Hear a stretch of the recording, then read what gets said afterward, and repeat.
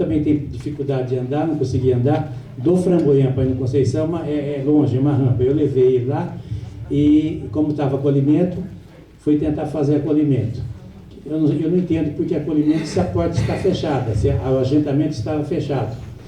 Aí eu fui falar para que veio lá atender, acho que para mim era técnica de enfermagem, não era enfermeira. Falei para ela, o caso dele isso não é urgente, mas é um caso meio grave, porque a arritmia dele foi para 180, arritmia cardíaca. Aí ela falou, não, mas aqui nós não atende urgência. Eu falei, olha, é urgência, mas não precisa ser atendida agora, é você agendar a consulta. Ela falou, não está tudo fechado. Isso aconteceu ontem, está fechado as agendas. Isso é no Conceição, ontem aconteceu, tá? Ontem. E não é porque é meu irmão não, porque aí eu até falei, pô, vem uma senhora caminhando lá de Framboesa para subir, é longe, chega lá, vai ter que voltar outro dia para agendar, certo? Aí ela falou, agendamento nos primeiros dias do mês, quer dizer, o cara tem que ser filho de cigano para atender. Não, passou pelo acolhimento. Ela viu a pressão, como eu já conheço o negócio do meu irmão, já sei, a arritmia dele, eu falei, toma o atenolol, que o atenolol dá uma amenizada na arritmia, acho que é o único remédio, porque até agora não resolveram nada. Ele tomou atenolol, baixou a arritmia.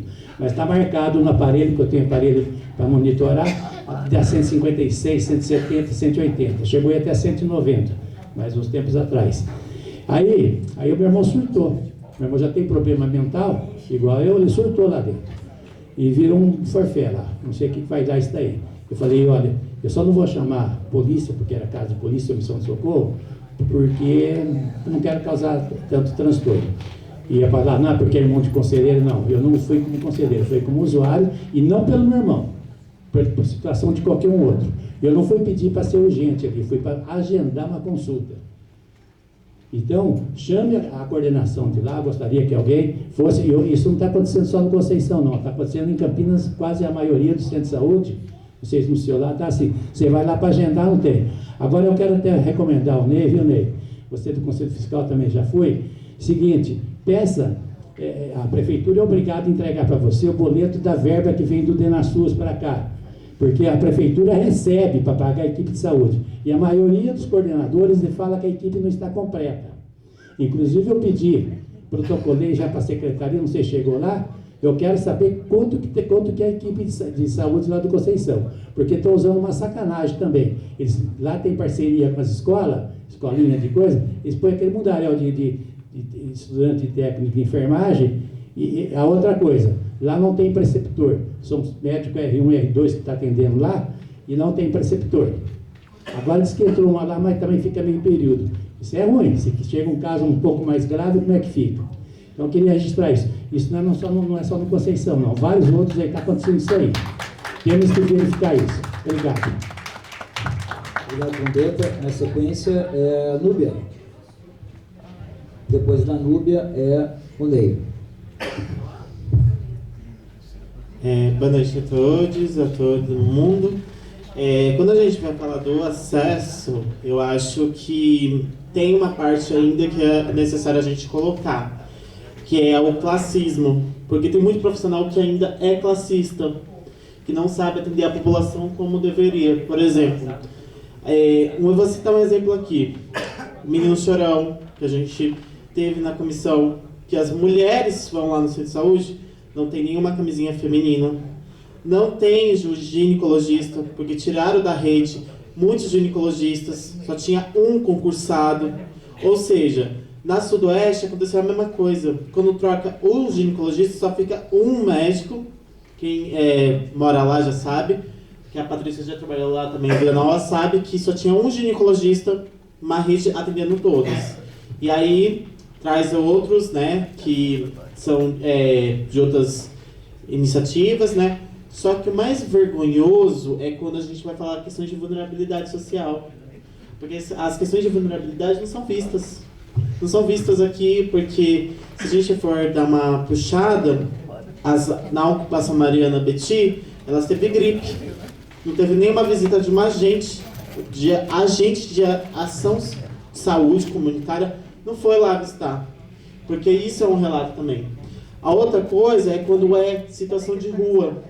Porque na região que eu moro, está tendo mais avanço em situação de rua. Aí você chega no posto para fazer um atendimento com a situação de rua, ele tá fedorento, não vou querer atender ele. É desse jeito, né? E quando vai falar também da teoria do CAPS, é a mesma coisa. A teoria do CAPS volta daqui uma semana, sendo que um atendimento de uma pessoa em saúde mental tem que ser em 15 dias e não ser um atendimento de um dia só, porque a pessoa precisa continuar o tratamento dela. E é muito isso, né? A equipe também está reduzida, eu entendo, só que os médicos que estão atuando atualmente, eu acho que ou eles estão lá para atender a população, ou eles estão lá para fazer preguiça. Porque já teve muito casos assim, dentro da região. Agora é o Ney e depois de Ney é a Verônica.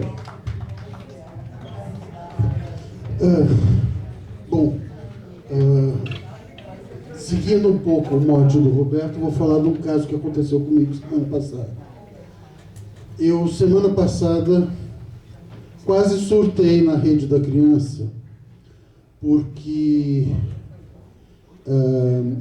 o município está com um problema gravíssimo de baixa cobertura da visita ao binômio mãe e criança na primeira semana de vida. E as profissionais que estavam lá apresentando a Rede da Criança, coordenando a Rede da Criança, chegaram com uma proposta de uma solução para isso que eu achei, no mínimo, criminosa, que é usar o teleatendimento como solução para monitorar as crianças recém-nascidas e as mães dessas crianças.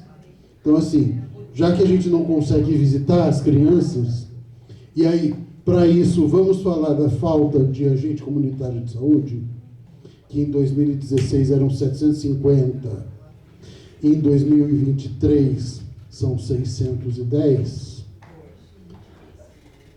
em janeiro de 610, ou 608. Eu tenho os dados ali. Depois, enfim, de qualquer maneira, perdemos 150 agentes em 8 anos que precisam ser repostos. E os agentes de saúde precisam voltar ao seu papel de profissionais da estratégia de saúde da família. Assim como as unidades básicas precisam voltar ao seu papel de unidades da estratégia de saúde da família. As unidades básicas do município têm atuado como mini pronto-socorro, sem estrutura, sem condição, sem profissional e fazendo de conta que está atendendo. Vamos ser otimistas e achar que tem alguém lá que foi colocado para ser gestor, que passou pelo curso de gestão e que, dentro do limite do possível, está lá fazendo o que dá conta. Mas assim, sem equipe, sem equipamento, sem estrutura, sem material, sem um SAMU que dê a resposta rapidinho na hora que precisa, o povo está parando na unidade. E quando estou falando está parando, está parando de funcionar as pessoas, e aí a gente fica nas unidades lutando para manter vivo o cara enquanto o SAMU não chega. Passamos por isso lá no meu centro de saúde, ano passado, com uma profissional da farmácia, que a gente teve que segurar viva por algumas horas enquanto não chegou. Algumas horas é exagero, mas por um tempo que durou uma eternidade para nós, enquanto o SAMU não chegava. Foi desesperador. Abalou emocionalmente a equipe. E aí eu quero falar dessa coisa das crianças, do bebê. Eu entendo a tal da telesaúde para um adulto que está bem e quer renovar a receita. Para um adulto que está bem, está só com uma dor de garganta e precisa de um atestado para justificar que não está indo ser explorado por um patrão filha da puta desse país. Tem um monte. Para isso, eu entendo a tal da telemedicina, entendo a tal da sala azul. Para justificar que a empregada doméstica não está indo para casa da patroa lá, também outra filha de uma criatura, e não vou falar porque as profissionais do sexo merecem respeito. Enfim, dito isso, o que eu quero dizer para esses casos em que a pessoa precisa do atestado médico para justificar, para um patrão que tem que cuidar do filho que está doente em casa, dá para justificar a sala azul. Para uma dor de garganta, dá para justificar a sala azul. O cara passa lá no centro de saúde, a enfermeira olha, constata que tem lá um ponto de pus, e em vez de ocupar uma consulta do médico da unidade, que vai levar um tempo para isso, manda para a sala azul, que é alguém que vai só passar a receita e passar o atestado e está resolvido. Beleza. Isso está certo. Agora, sala azul, para o binômio mãe e filho, para puerpério, teleatendimento, mesmo que não seja sala azul, teleatendimento para isso não dá. O bebê é alguém que precisa ser olhado com muito cuidado, com muito carinho. A relação dessa mulher com essa criança precisa ser olhada com uma atenção imensa, porque essa mulher pira quando tem um filho e pode matar esse filho se não tiver bem cuidada. Se essa criança não pega direito o peito, essa criança vai emagrecer e vai agravar a situação dela, o desenvolvimento dela, vai comprometer a qualidade de vida dela para o resto da vida. Esse é um momento crítico, precisa ser presencial. E para isso a gente precisa de agente comunitário de saúde, precisa de técnico de enfermagem fazendo visita, precisa de enfermeira fazendo visita. E, se possível, precisamos de pediatra fazendo visita, em alguns dos casos, quando são necessários. Enfim, não dá para jogar essa responsabilidade para cima do NASF, tá certo? Não dá para desmontar as equipes de profissionais pediatras e ginecologistas da rede, como não dá para desmontar as equipes de fonoaudiólogos, de terapeutas ocupacionais, de outros especialistas. Concluindo. E só mais uma coisa. O outro ponto que me fez passar mal, e aí a gente precisa conversar sobre isso no Conselho Fiscal, é a questão da fraude dentro da maternidade, que nos apresenta a lista de contratados, e aí tem uma quantidade de profissionais contratados que é suficiente para o serviço. Só que a distribuição destes profissionais dentro do prédio responde a interesses econômicos dos convênios privados em detrimento dos pacientes do SUS, em detrimento dos andares do SUS. A gente precisa construir mecanismos de fiscalizar isso com a prefeitura, que isso também significa acesso de qualidade e um cuidado de qualidade para essas crianças e suas mães. Obrigado. E foi roubado. Obrigado, Ney. A Verônica agora, e depois da Verônica, a Patrícia. Boa noite, eu sou a Verônica, eu já fui conselheira municipal alguns anos atrás. Primeiramente eu quero perguntar o seguinte, Mônica, cadê o secretário de saúde? Nunca vem. Cadê nosso secretário de saúde? Porque é muito fácil ele colocar uma pessoa que não pode responder tudo pra gente. A gente fica aqui, aí a Mônica fica meia hora falando, justificando uma coisa que não sai do lugar. Eu estou horrorizada com esse conselho aqui. Um secretário de saúde não vem participar de uma reunião do Conselho de Saúde. Outra coisa, atenção primária. No meu centro de saúde em Santa Bárbara, eu tenho problema de tireoide.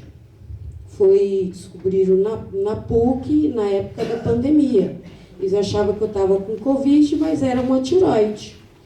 E eu tive problema, fiquei 40 dias internada. A PUC me voltou de volta para o centro de saúde. Eu não sou acompanhada por um médico. Eu sou acompanhada por uma enfermeira que pede exame para mim, que depois eu vou lá, eles veem o exame, depois eu não passo no médico, eles pedem para o médico fazer a minha receita, eu não converso com o médico, eu não falo nada. E aí, assim, se você vai lá, você passa por acolhimento e você precisa de uma consulta, o que acontece? Você tem que ir outro dia enfrentar uma filha. E quem trabalha? Como faz? Porque as agendas não abrem só nesse dia. E outra coisa que eu quero falar, esse negócio de vereador ficar dentro de centro de saúde com coordenador de saúde não dá certo. Só isso, só. Obrigado, Verônica. Agora a Patrícia. Depois da Patrícia, a Cláudia. Boa noite. Eu queria dizer que eu trabalho com a saúde do trabalhador e todas as vezes que a gente recebe uma investigação de acidente de trabalho que a empresa realizou, ela vai dizer no resultado que a culpa é do trabalhador, que a culpa do acidente que ele sofreu é dele próprio. E foi assim que eu me senti nesse momento, quando a gestão apresenta a sua análise sobre a realidade das condições do atendimento na saúde. Que começa dizendo, as coisas sempre foram assim, há muitos anos a gente está lutando com isso, né? Mas é assim mesmo, é como se isso fosse seguir para sempre assim. Então, a responsabilidade daquilo que é da gestão, que é da administração pública, é assim, vai seguindo, né, o processo. E todo o restante é tudo o trabalhador que vai inventando e vai fazendo, né? Aí eu queria dizer que a gente tem, assim, um problema seríssimo de precarização do trabalho na Prefeitura de Campinas, né? Vou começar falando do nosso salário. A gente tem 42% de perda salarial, né? Isso é um acúmulo ao longo dos anos. E a gestão não está nem aí, mas para aumentar de determinados personagens dentro da estrutura que favorece certas pessoas dentro da prefeitura, pode aumentar. Servidor público, não. Então, nós temos perda de 42% do salário. Precisamos falar das relações abusivas que trabalhadores sofrem nos espaços de trabalho. Precisamos falar da insuficiência de recursos materiais, que por vezes a gente tem que levar gás para poder atender o paciente. A gente precisa falar da infraestrutura e da estrutura predial, que está dependendo de manutenção e ampliação, e a gente não consegue ter isso a gosto, a tempo necessário. A gente precisa falar da insuficiência de recursos humanos, que causa uma sobrecarga gigantesca nos trabalhadores e nas trabalhadoras, que tem adoecido toda essa galera. Tem causado, aí tem uma notícia aí, afastamento por saúde mental de um nível altíssimo de servidores públicos de Campinas, né? Então a gente precisa falar disso. A gente precisa falar da falta de educação permanente. A educação permanente não é só para quem chega, é para todos e todas. A educação permanente precisa principalmente também para gestores, para poder saberem trabalhar, fazerem gestão de recursos humanos. Então a gente precisa falar de muita coisa aqui, antes de dizer que sempre foi assim, algumas coisas vai precisar ser assim, porque é questão de gestão, né? E ainda se pautar no Ministério da Saúde, entender que isso é o suficiente para dar uma resposta para a gente no Conselho.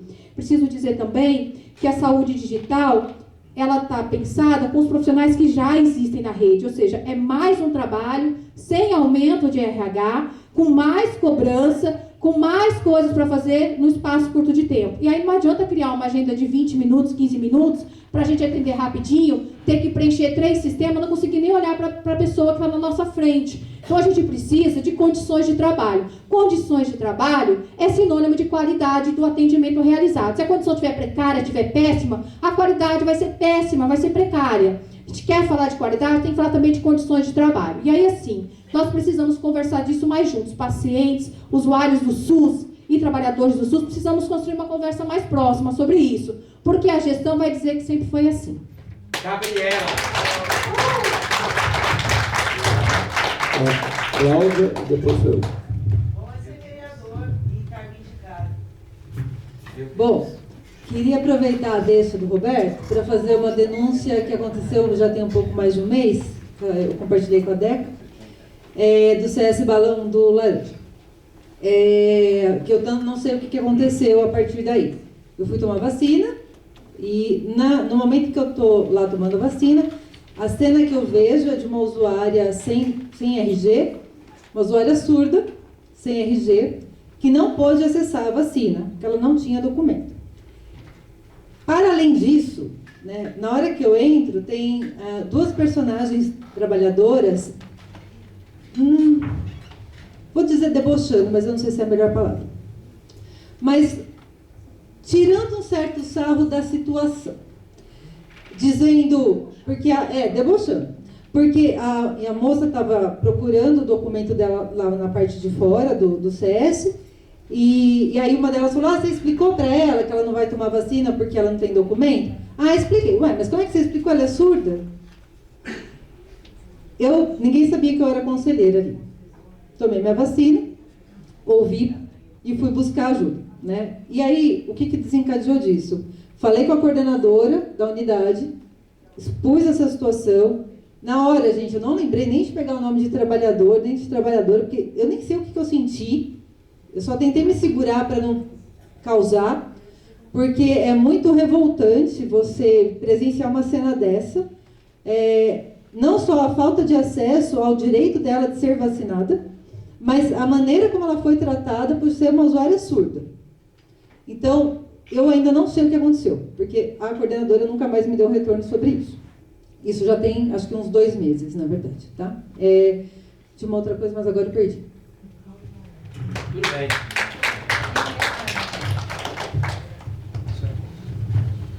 Eu queria, acho que um pouco na linha do que a Patrícia colocou, eu acho que tem um problema que às vezes, isso acho que a gente faz não é um problema só nosso, mas acho que a gente tem que enfrentar isso aí. Analisar as condições de trabalho das trabalhadoras e trabalhadores da saúde de Campinas, no meu ponto de vista, não pode ser feito o último ano, 2 anos. E aí eu vou usar uma referência aqui, já fiz várias vezes, e é chato mesmo, cara, é muito chato.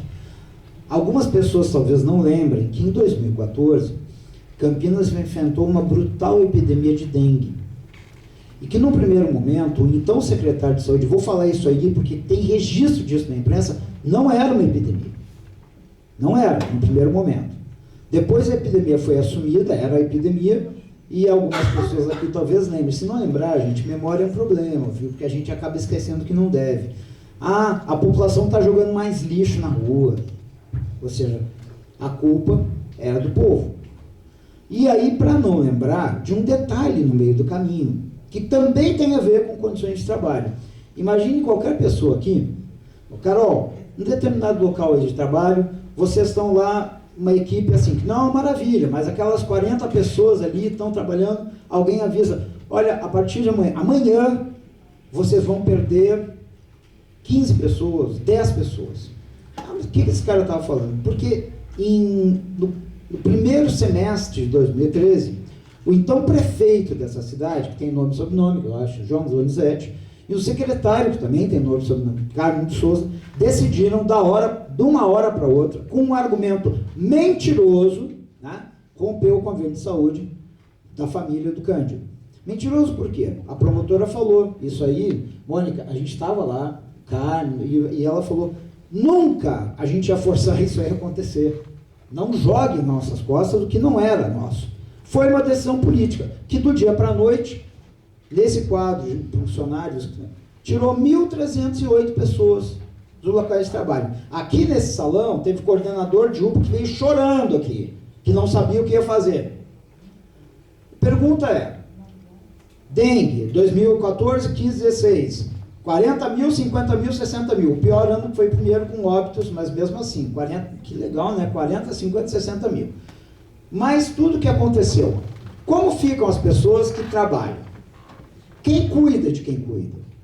E eu não estou dizendo que, eu não quero aqui isentar quem atendeu mal, por exemplo, o trombeta. Não vou isentar. E acho que as situações, é importante, por isso que a gente combinou que a gente vai pegar mais detalhado o relatório para encaminhar, mas existe um problema que mal resolvido, contínuo, de destrato das trabalhadoras e trabalhadoras do SUS Campinas. Não adianta. Então, o que me parece, Mônica, é que essa é uma questão chave na solução. Tem questões que eu acho que elas que deslocam um pouquinho disso, e eu queria lembrar, porque até o meu centro de saúde, um tempo atrás, a Maria Helena deve ter lembrar disso, que criaram um sistema que um belo dia eu me dei conta que a equipe que eu era atendido nunca tinha vaga. Aí depois, né, Maria Helena, mudaram o sistema. Mas vem cá, não era melhor ter pensado um pouquinho antes, fazendo um negócio que fazia com que um pedaço da população nunca ia ter vaga. Aliás, era equipe vermelha, até fiquei pensando, vermelho, olha aí, né? E aí o que eu vejo assim, agora, para concluir, esse relato que o Trombeta colocou, quantas pessoas aqui já não falaram, aqui ou em outros lugares? Libera um número de fichas no começo da manhã e acabou. E eu lembro que num centro de saúde, que eu fui, não era para essa pauta, era para falar das nossas plenárias, e aí o pessoal relatando um sistema que estava sendo utilizado, era o acesso avançado, né? E que as pessoas lá estavam reconhecendo como melhor. Aí eu fiquei pensando, gente, é o mesmo SUS, é o SUS Campinas, mesmo sistema único, não era um paraíso, porque a coordenadora foi lá e mostrou. A gente ia comemorar uma equipe que não vai ter mais, e ela mostrou lá a quantidade de gente nova, por causa de empreendimento habitacional, que esse é o debate que a saúde tem que fazer, a saúde e gestão. O secretário, ele tem que dialogar com as outras secretarias. Vai fazer um empreendimento e não vai ter infraestrutura? Rebenta onde isso aí? Mas ela comentando isso, mas mesmo nessas condições, era um lugar que, aparentemente, a preocupação era ampliar o acesso e não restringir.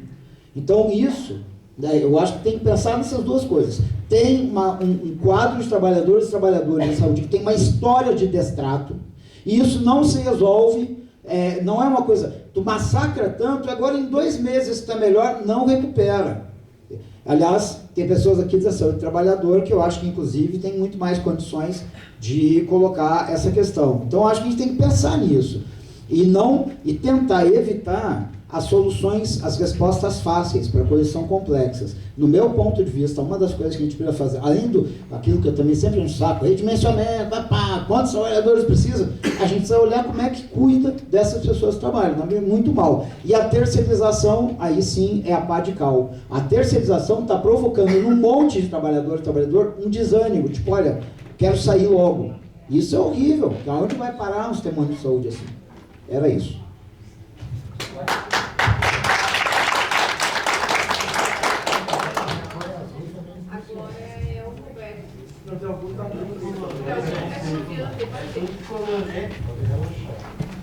Quem que vai ser? Pelo menos eu vou estar na minha frente. Não, mas não é na ordem de inscrição. Não. Bom, boa noite. O que a gente vê da rede básica nos hospitais é um retrato muito distorcido da rede básica, infelizmente. Os pacientes que chegam nos pronto-socorros, eles reclamam que não conseguem ter acesso. Como eu conheço um pouco da rede básica e um pouco dos melhores hospitais, eu sei que não é bem assim, mas os pacientes insistentemente dizem que não conseguem marcar consulta ou ser atendidos nos postos de saúde. Como explicar isso? Eu não tenho uma explicação muito boa. Eu acho que ao longo dos anos a gente foi selecionando subgrupos da nossa clientela que gostam mais de pronto atendimento ao hospital ou que gostam mais de UBS. E aí os pacientes reproduzem o discurso, eu não consegui consulta mesmo quando nem tentou consulta. Mas acho que existe sim algum problema de acesso na rede básica. Eu estou agora fazendo um ambulatório de egressos, que é os pacientes que passaram pela internação e estão voltando para a rede básica depois. E aí eu tenho um testemunho de primeira mão destes meus pacientes do que eles conseguem. Mais ou menos metade consegue atendimento na rede básica. São pacientes que estiveram internados. Todos deveriam conseguir rapidamente. Mais ou menos metade consegue. Mais ou menos metade não consegue. Alguns não tentam. É lamentável. Mas não tentam porque são pessoas fragilizadas, têm dificuldade de entendimento, saem da hospitalização com 20 papéis na mão, tendo que seguir um trajeto super complicado. Se não tiver alguém que leve as pessoas da mão, não conseguem fazer. Mas tem alguns pacientes que chegam e dizem, eu fui na UBS e a agenda estava fechada.